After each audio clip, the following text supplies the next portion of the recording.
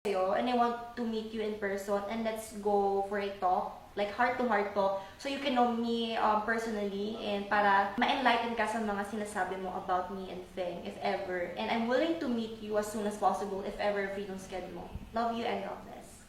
Thank you for that message, Buknoy. Yes. And how about Feng, your message? Magkapatawaran na tayo kasi alam naman natin sa isa't isa yung nangyari sa atin dalawa, between sa atin lang. Tayo lang nakakaalam nun eh. Yung tunay na nangyari about sa atin. Wala namang galit si Feng about her. Wala naman siya tinanong galit. Pero ako, matanong ko lang, rektahan na sa'yo. May galit ka ba kay Aura?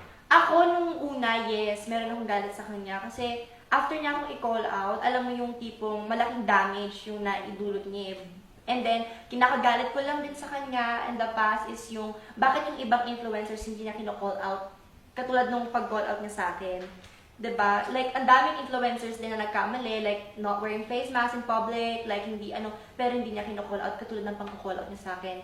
Now, nalilive sa utak ko, why? Bakit ako? But now, siguro being matured enough is that kailangan kong hindi magtanim ng galit sa kanya kasi lalo na ngayon magpapasko, walang taong hindi nagkakamali. Even us, kami dalawa, lagi na kami nakakamali. Okay, so kung kunyari, stop the hate, dahil sinabi mo naman, share love on Christmas Day. How about, for example, ikaw na yung unang makikipagkumbaba? Baga ikaw na yung kukuha ng loob na parang magkabati kay ni Aura. May chance ba or totally wala?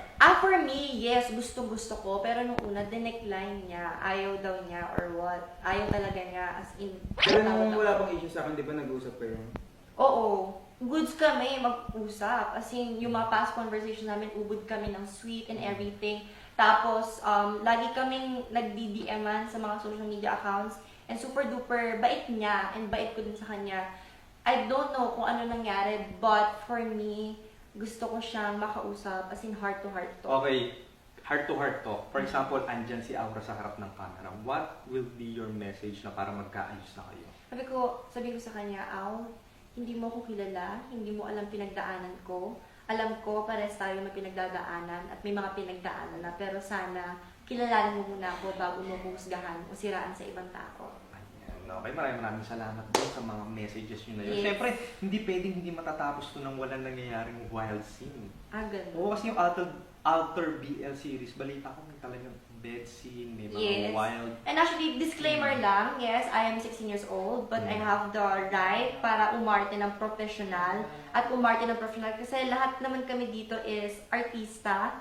And lahat kami nakapag-workshop na maayos at matindi and with consent of our parents and with our management. And also, hindi ko naman siguro dudumihan yung pangalan ko for that series. But I am 100%